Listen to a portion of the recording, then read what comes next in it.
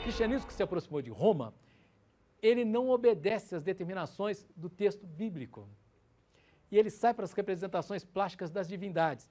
E esse Papa do século VI, ele vai dizer o seguinte, tem uma desculpa, ele vai dizer o seguinte, é que a Europa é dominada pelos povos ágrafos, pelos povos que não conhecem a escrita. O cristianismo é a religião do texto escrito, da Bíblia. De que maneira nós ensinamos o cristianismo para as pessoas ágrafas, para as pessoas analfabetas? De que maneira você vai ensinar o cristianismo para eles, se eles não sabem ler? Então, segundo esse Papa, segundo essa bula, eles vão utilizar as imagens para propagar o cristianismo. Mas esse só foi o primeiro passo, depois vieram os outros. Mas ele fez ali um adendo. Há uma nuance, ele diz o seguinte, nós não vamos cultuar imagens, nós vamos cultuar por meio das imagens. Não as imagens, mas por meio delas nós vamos chegar aos princípios cristãos. Toda a cultura artística do Ocidente, no final, dependeu dessa bula, desse Papa, não é isso? Imagina o que seria a cultura do Ocidente se o cristianismo romano, o cristianismo todo-poderoso, até o século XVI, que no século XVI você tem as reformas, mas até o século XVI você tem, pelo menos no Ocidente, não no Oriente, né? Mas no Ocidente você tem uma espécie de monolitismo cristão, não tem? Você tem uma religião cristã. É no século XVI, com as reformas de Lutero, Calvino, etc., é que apareceram outras religiões cristãs. Então imagina o que seria a cultura artística e a cultura tucura, a cultura propriamente da história, se o cristianismo não tivesse desobedecido os textos bíblicos. O que teria sido?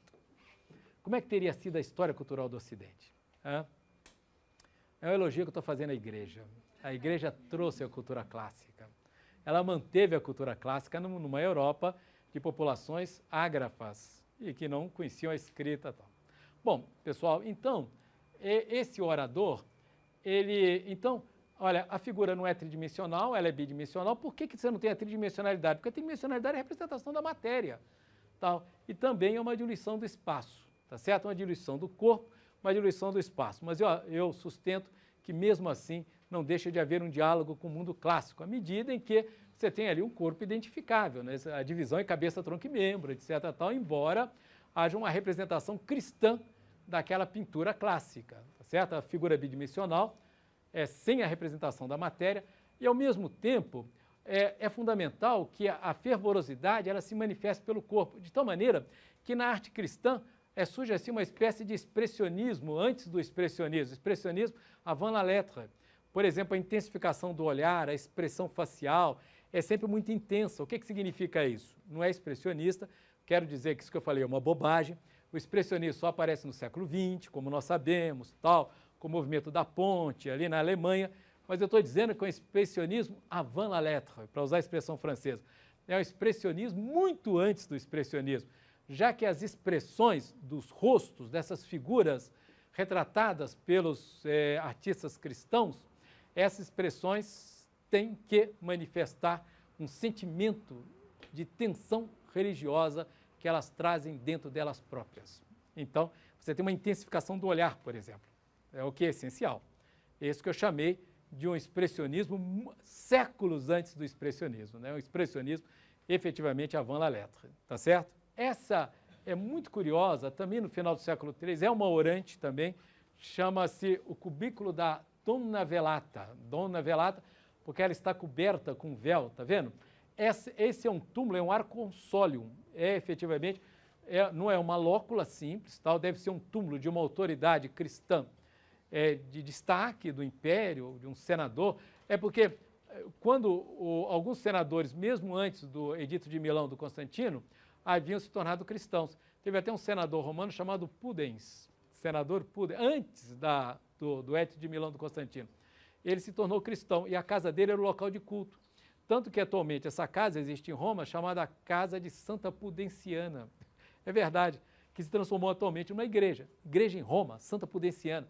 Porque esse senador chamava-se Pudens, era um senador romano que se tornou cristão antes da medida de liberação do cristianismo tomada ali pelo Constantino. O que significa que quando Constantino assinou o Edito de Milão, o cristianismo já havia crescido também na classe dominante. Ele já havia chegado efetivamente à classe dominante do império, a classe política dominante, os patrícios, os os caras que exerciam efetivamente poder e também as altas classes sociais em Roma. As comunidades cristãs, as comunidades primitivas, tal, elas foram sendo alteradas ao longo dos séculos, né, como nós sabemos. Tal. Bom, então essa é uma representação do arconsólio. Arconsólio é um túmulo pertencente a uma figura de destaque cristão, também é uma arte catacumbária, também é do final do século III tal. Chama-se a Dona Velata, quer dizer, é uma orante. Por que ela é velata? Porque ela está com um véu na cabeça, tá vendo? Ela tem assim as mãos estendidas e ela se volta para o alto.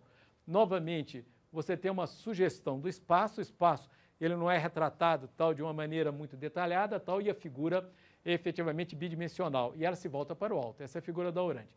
Aqui à esquerda, à nossa direita e à esquerda da orante, da Dona Velata, há essa representação de uma jovem com a criança que não é a Virgem Maria. Não há fixação iconográfica dessa figura, ninguém consegue efetivamente explicá-la. Por que não é a representação da Virgem com a criança? Que a representação da Virgem com a criança ela vai surgir depois, não aqui no final do século III. E o culto da Virgem, né, no Ocidente, ele ocorre antes, mas ele só se generaliza a partir do século XII, tá certo? Com a Igreja Gótica, com a Catedral Gótica. Como é que se chama a grande Catedral Gótica francesa, que não é francesa, nem parisiense? Mesmo as grandes catedrais góticas, por exemplo, existentes em França, tem o nome de Nossa Notre-Dame. Você tem a Notre-Dame de Paris, não tem? Você tem a Notre-Dame, Nossa Senhora de Chartres, não tem? Tem a Nossa Senhora de Amiens, tá vendo? Então, essas igrejas são consagradas à Virgem, mas isso depois do século XII. E aquela figura não poderia ser a representação da Virgem também porque ela está descentrada, tá vendo? Se nós considerarmos aqui o arconsólio, etc. tal, a figura central é a figura da orante. Então, ela não pode estar representando a Virgem com a criança. Por essa razão, que se fosse a representação da Virgem com Cristo, seria ela o centro da composição e não a Dona Velata, tá certo? Que é a figura central. Então, olha, diluição do corpo, diluição do espaço e a manifestação da fervorosidade da alma, do sentimento religioso, pela expressão, sobretudo, do rosto. Ela volta-se os braços para o alto, tem uma intensificação do olhar. Aqui há uma informação que é efetivamente essencial, é que no cristianismo paleocristão, no cristianismo primitivo, não há escultura. Por que não há escultura? Aliás, a escultura monumental, ela vai desaparecer da arte cristã, a escultura monumental, porque isso aqui trata de uma escultura, mas ela é feita com material leve e ela é em pequenas dimensões. A grande escultura, a escultura monumental, tridimensional, etc. tal. Bom, em suma, a figura com 3 dimensões, a escultura com 3 dimensões, escultura monumental em 3 dimensões. Tá? Ela desaparece, monumental no sentido de escala. O monumental não significa escala, né? Monumental significa aquilo que é guardado na memória, de monumento é memento, não é isso? Mas monumental no sentido de escala, ela vai desaparecer da história do Ocidente por causa do cristianismo. O cristianismo se opõe à escultura, o cristianismo oriental, a arte ortodoxa não tem até hoje escultura. E por que há uma oposição do cristianismo à escultura? Há oposição por 2 razões. Primeiro, porque a escultura é muito matéria, muito matérica, para usar o lugar comum. A escultura em 3 dimensões, por exemplo, é muita matéria, não é isso? Então, e como há uma desmaterialização, uma visão negativa do corpo no cristianismo, quer dizer, o fundamental não é o corpo, mas aquilo que se encontra, aquilo que nós não observamos, aquilo que está além do corpo. Quer dizer, como eles começam a entender o corpo como prisão da alma, o essencial é você representar aquilo que está além do corpo, tá? Ou é a tensão religiosa, a fé, o sentimento religioso ou a alma. E, portanto, não há matéria, tanto que você tem uma diluição da matéria. E na escultura isso é difícil, porque a escultura é muito matérica. E o segundo aspecto é que os cristãos primitivos, a arte paleocristã, desconfiavam que aquelas esculturas eram representações de divindades pagãs. E que, de fato, eram, em grande parte, não é isso? Tanto que quando o cristianismo domina o império, há uma associação do cristianismo com o império, quando o cristianismo se torna a religião oficial do império, as esculturas são destruídas. Você tem ali uma espécie de iconoclastia cristã. Por que sobraram poucas esculturas da antiguidade? Porque os cristãos destruíram. Houve uma destruição. Ali uma espécie de iconoclastia. Iconoclastia é a destruição de imagens, né? Então, uma oposição à escultura. Quais as esculturas efetivamente trabalhadas pelo cristianismo? São aquelas em pequeníssimas dimensões, feitas com material absurdamente leve, como é o caso dessa, que é osso, é uma pequena escultura em osso de alguns centímetros, tal, é muito pequenininha, tal, ela é do final do século III, e ela está no Museu de Latrão, no Vaticano, ela está no Vaticano, em Latrão, no Museu de Latrão. É um território que atualmente, depois de 1929, né, depois do Tratado de Latrão, que é governado pelo Papa, que é a última autoridade absolutista sobre a terra, tal, manteve esse lado do Império Romano, fica no poder para a vida, só se ele renunciar, que há alguns casos de renúncia, né? Poucos, mas há. Bom, ela está no Museu de Latrão, final do século III, é uma escultura em osso, mas vejam que é uma escultura feita com material leve, em pequenas dimensões, e novamente volta aquele tema comum, aquele tema que consegue unir os princípios cristãos com os princípios clássicos. Qual é? É o tema do bom pastor. É um pastor que leva a ovelha nas suas costas. Deve estar se referindo àquela parábola maravilhosa de Cristo, tal, o pastor que abandona 99 ovelhas para ir atrás da ovelha perdida. É legal, né? Mas é engraçado, eu acho que essa parábola, ela não é tão cristã, ela me lembra assim, um pouco o heroísmo homérico, aquelas figuras homéricas, tal, vai lá procurar a ovelha perdida e traz nos ombros, tal, né? Ele resgata o pecador, não é? Todos se salvarão. Gostaria de acreditar nisso, até os pecadores, todo mundo vai se salvar. Ninguém vai ficar fora. Não são as 99 ovelhas, são as 100. Todas as 100 serão resgatadas. Então essa pequena escultura em osso, linda, maravilhosa, tal, mas ela é pequenininha, tá vendo? Tal, e feita efetivamente com material leve. Ou então com material precioso, por exemplo, prata, marfim, ouro, mas são esculturas pequenas. E não há representação da crucificação de Cristo. Isso é essencial. Por que não há representação da crucificação de Cristo? Primeiro, é porque o sacrifício da cruz, ele era ignominioso, que era um sacrifício vergonhoso.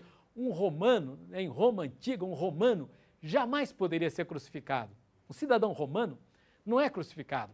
Por que você tem o cravo nas mãos ou o cravo nos punhos? É porque você pune o trabalhador manual e aquele que não é romano. Por exemplo, aquela história, São Paulo foi crucificado, impossível, porque São Paulo era romano, ele era cidadão romano, e havia uma proibição de crucificação de romanos. Então, a crucificação era ligada a uma espécie de vergonha. Ocorre que quando o cristianismo ele aparece no interior do império, então eles evitam a representação de Cristo crucificado. E quando o cristianismo se aproxima do império, também não há representação de Cristo crucificado. Então, como é que aparece? Aparece a cruz vazia, ou então a cruz com o cordeiro no pé, ao pé da cruz, ou então a cruz com o cordeiro justamente no encontro das duas traves. Sabe aquele momento que as traves se encontram? Ali você coloca um cordeiro e tal. Até o aparecimento efetivo do Cristo crucificado, o Cristo sofredor crucificado, isso só vai ser no século IX. As primeiras representações de Cristo crucificado, Cristo ele não aparece como sofredor. Uma coisa curiosa, é uma espécie de glória na cruz, de o Todo-Poderoso na cruz. Tal. Cristo sofredor, há um crucifixo, eu vou mostrar quando falar na arte da Idade Média, é do século IX, ele é otoniano. Sabe o que é otoniano? É do Sacro Império Romano Germânico, ali o Império dos Ótons, tal. É um crucifixo do século IX, um crucifixo do século IX, em que aparece, no século IX, aqui nós estamos no século III, final do século III, lá no século IX, na Idade Média, é a primeira representação de Cristo na cruz sofredor. As representações de Cristo na cruz nesse período, ele não vai aparecer como a figura do sofredor, tá certo? Primeiro, não há representação de Cristo na cruz e quando ela aparece, ele não aparece como sofredor, tá certo? Então, é isso. Bom, aqui é o seguinte, esse é um sarcófago de um senador romano chamado Júnior Bassos. Aqui é o período, efetivamente, do século IV, portanto, havia associação do cristianismo com o império. Quando o cristianismo se associou ao império, começou a haver uma relação das figuras cristãs com as figuras greco-romanas. Por exemplo, você representa a Cristo como o Sol. Qual é a divindade greco-romana que é associada ao Sol? É Apolo. Cristo é uma espécie de Apolo. Ou então, Cristo é associado a Orfeu. Por que Orfeu? É porque Orfeu é uma figura mitológica que apaziguava as feras tocando a sua harpa. Não é? Eu acho que era a harpa que Orfeu tocava. Ele tocava a harpa. Então as feras os animais ferozes, se transformavam em gatinhos, porque ele tocava harpa. Isso é uma associação com Cristo. A ideia de que Cristo, como Orfeu apaziguava as feras, Cristo apazigua o pecado com as suas palavras. Então ele associa a Orfeu. Então você começa a ver uma transmissão, uma transferência de figuras pagãs para o cristianismo, uma espécie de representação. Mas essa, eu volto a dizer, essa relação não é simples, é uma via de mão dupla, tal. Mesmo, ao mesmo tempo, os padrões culturais clássicos vão também se cristianizando, não é isso? Tá legal? Tem realmente os dois lados. E esse é um sarcófago que está na cripta de São Pedro, olha que legal, lá onde estão os papas, esse sarcófago chama-se sarcófago de Június Bassus. Június Bassus era um senador romano, cristão, e ele foi enterrado no interior desse sarcófago, e aqui, tá vendo, não é a escultura tridimensional, hein? É um relevo, ela é desmaterializada, é como se fosse uma pintura, ela está ligada ao mármore do sarcófago. O que eu disse que é o fim da escultura tridimensional, a escultura que tem muita matéria, essa desapareceu. Essa só vai surgir na história do Ocidente do século X e no Oriente ela continua não existindo. Na arte cristã ortodoxa, por exemplo, não há representação escultural. E aqui é um relevo. E Cristo, ele é quase que representado como um filósofo grego, tá vendo? Ladeado ali por dois conselheiros, que é São Pedro e São Paulo.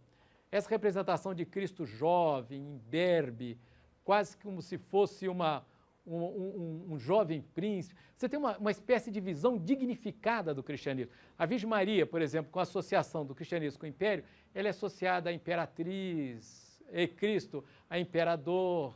Esse medalhão é extremamente curioso, tal. Ele tem apenas alguns centímetros de dimensão. Ele está no museu na Síria. Imagina como é a Síria atualmente. Ele é de prata, é frontal. Vejam que não tem matéria nenhuma, tal.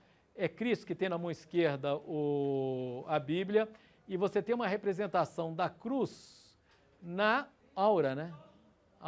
Na aura de Cristo, tá vendo? Não é o Cristo crucificado. Novamente é o Cristo jovem, tal. E ele é totalmente desmaterializado, ele é extremamente pequenininho, feito com material precioso, é prata, não é uma escultura de relevo pleno. Eu volto a dizer, há uma diluição da matéria na concepção cristã, não há representação da contingência temporal, não há representação da corporeidade tridimensional e há uma desclassificação das esculturas. A escultura vai reaparecer na história europeia no século X, vinculado ao marco arquitetônico. Ela vai aparecer ligada às igrejas românicas, mas lá em meados da Idade Média, a partir do século X, nas igrejas românicas, tá certo? E aqui, ó, para encerrar, são pequenos relicários que se encontram no Museu de Berlim. É representação da Virgem Maria e Cristo, mas isso é uma representação em marfim. São pequenas peças em marfim, é praticamente um relevo, tá vendo? O relevo mal sai efetivamente da placa de marfim, tá certo? Então, se a gente pudesse resumir as características dessa arte inicial do cristianismo, a gente diria que há uma nova concepção do mundo, uma nova concepção do corpo humano. Ela é diferente da concepção que os gregos antigos tinham do corpo, que os romanos também. Tá legal? Há uma dissolução da matéria, portanto, uma dissolução do corpo, de tal maneira que a fervorosidade ela tem que se manifestar de alguma coisa por meio do corpo, mas não do corpo visível. Quer dizer, não, mas a alma não é visível, e nem o sentimento de fervorosidade. Você tem que se manifestá-lo de alguma maneira. Você não representa o espaço, as figuras são bidimensionais, não há mais a sugestão de modelado, e as esculturas monumentais de grande tridimensionalidade deixam de existir. Não há representação escultórica no cristianismo primitivo, a não ser representações feitas com material absurdamente leve, o quê? Marfim, são placas de marfim, osso ou materiais preciosos, como prata e o ouro, mas que são pequenas representações, tá certo? A grande escultura, ela deixa de existir por aquelas razões aos quais eu me referi. Agora, o que ocorre é que no século V, o Império Romano do Ocidente desaba, a Europa Ocidental é ocupada pelos povos bárbaros, o Império Romano afunda, em 476 é morto o último imperador romano do Ocidente, que não por acaso chamava Rômulo Augustulo, que traduzido ao pé da letra chama-se Romulinho Augustinho. Um chefe bárbaro, Érulo, mata o Romulinho Augustinho, pega as insígnias do Império Romano do Ocidente e manda para o Oriente, manda para Bizâncio. O Império Romano do Ocidente acaba, desaba, a Europa está ocupada pelos bárbaros, esses caras não sabem ler, não sabem escrever, são ágrafos, mas teve uma instituição que no Ocidente ficou em pé. Essa instituição é o cristianismo. A questão que se coloca é como é que essa instituição romana, o cristianismo romano, vai cristianizar esses povos bárbaros. E, por outro lado, o império continua no Oriente, que é o Império Bizantino. E no Império Bizantino, aí é uma manifestação cultural e artística excepcional, aí já não é mais cristianismo primitivo ou arte cristã primitiva, mas é um estilo cristão internacional que se chama arte bizantina, que a gente vai se referir nos próximos capítulos.